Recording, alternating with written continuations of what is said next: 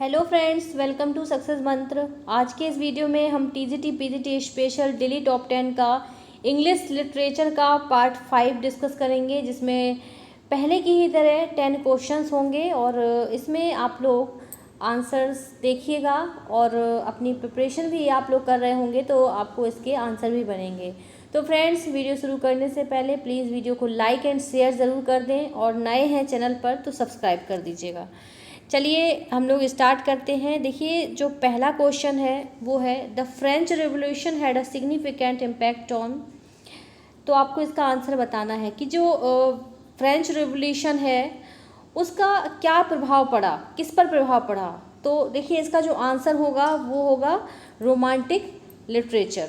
ठीक है, romantic literature. French revolution का जो सबसे ज़्यादा प्रभाव पड़ा था, बहुत महत्वपूर्ण प्रभाव पड़ा था, वो था रोमांटिक लिटरेचर पर।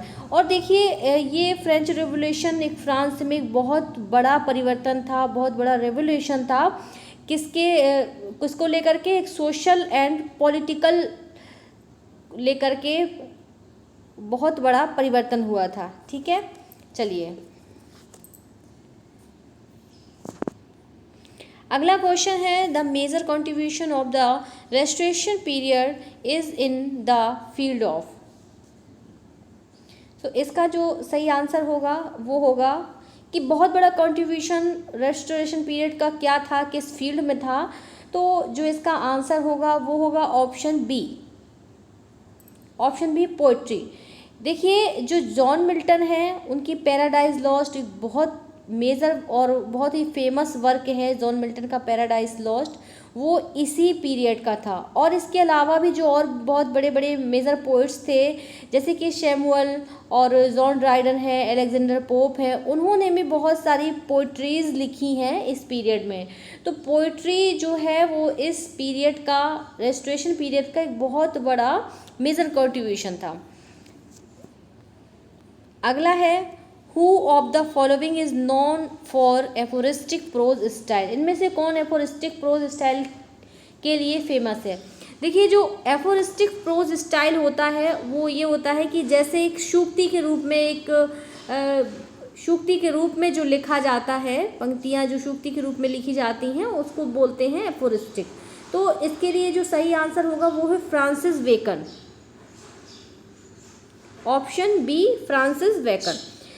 क्योंकि जो फ्रांसिस बेकन है उनको मॉडर्न इंग्लिश प्रोज का फादर भी कहा जाता है। ये भी आप लोग याद रखिएगा, ये हैं father of modern English pros, modern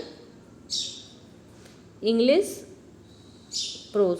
ठीक है, तो ये चीज़ आप बिल्कुल याद रखिएगा कि मॉडर्न इंग्लिश प्रोज का फादर कहा जाता है फ्रांसिस बेकन को। अगला क्वेश्चन है टोटल मिसलेनी कंटेंट कितने सोनेट्स होते हैं? 30, 50, 40 या 60 कितने होते हैं? सो इसका जो राइट आंसर होगा वो होगा ऑप्शन डी, 60 सोनेट्स। देखिए, जो सॉन्ग्स एंड सोनेट्स होते हैं वो इसको समझ लीजिए आप लोग। जो सॉन्ग्स एंड सोनेटेज होते हैं वो क्या कहा जाता है? उनको टोटल्स मिसलेनी। ठीक है, इसका जो फर्स्ट प्रिंटिंग हुई थी, फर्स्ट प्रिंट हुआ था इसका, वो हुआ था एंथोलॉजी ऑफ इंग्लिश पोइट्री। और फर्स्ट पब्लिश किसके द्वारा किया गया था? रिचर्ड टोटेल के द्वारा। किस सन में किया गया था? 1557 में। कहाँ पर किया गया था? लंदन में किया गया था। तो ये ध्यान रखिएगा आप। तो फिर से समझ लीजिए कि टोटल मिसलेनी क्या होता है। टोटल मिसलेनी जो सॉन्ग्स एंड सोनेटीज होते हैं उन्हीं को टोटल मिसलेनी कहा जाता है। और इसको सबसे पहली बार इंग्लिश पोइट्री में प्रिंट किया गया था, रिचर्ड टोटेल के द्वारा प्रिंट किया गया था। 1557 में लंदन में प्रिंट किया गया था। तो आई होप आपको ये क्लियर हो गया होगा। अगला क्वेश्चन है who has written the following lines. कौन सी लाइन की बात कर रहे हैं इसमें? Open thine eyes and see thy God is not before thee. Open thine eyes and see thy God is not before thee. So इसके लिए जो राइट आंसर होगा वो होगा ऑप्शन सी, रविंद्रनाथ टैगोर। देखिए, रविंद्रनाथ टैगोर को एक बार प्राइज़ भी मिल चुका है, वो आप लोगों को बताना है कि कौन सा प्राइज़ मिला है और किस सन में मिला है, ये आपको कमेंट में करके बताना है।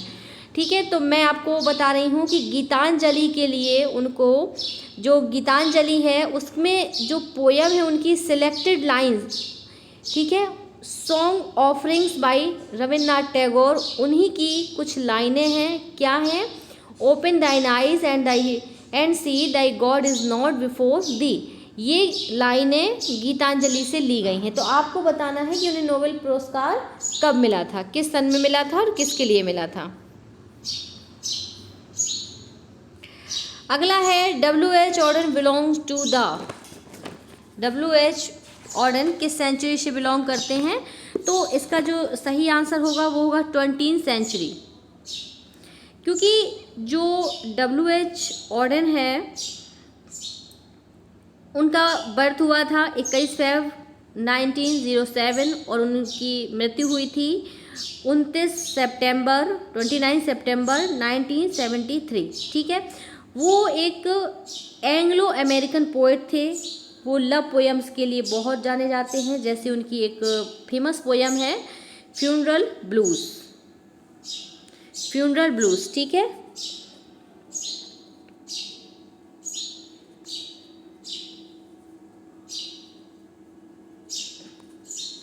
ये इनकी एक पोयम है, बहुत फेमस है। अगला है question number 7, the author of Nightingale is. तो राइट आंसर होगा इसका और टू नाइटिंगेल्स। आपको बताना है कि किसकी है और इन्हीं में से है। मैं आपको ये भी बताऊंगी अभी, लेकिन आपको फिलहाल बताना है कि नाइटिंगेल्स कौन सी है।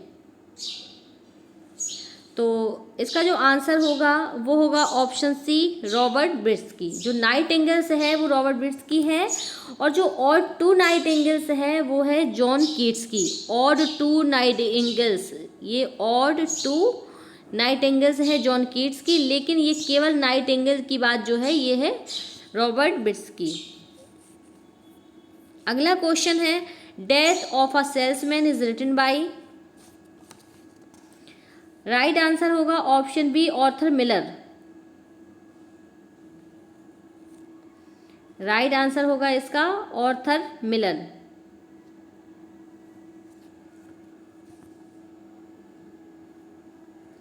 चलिए अगला देखिए, Dryden as a critic was.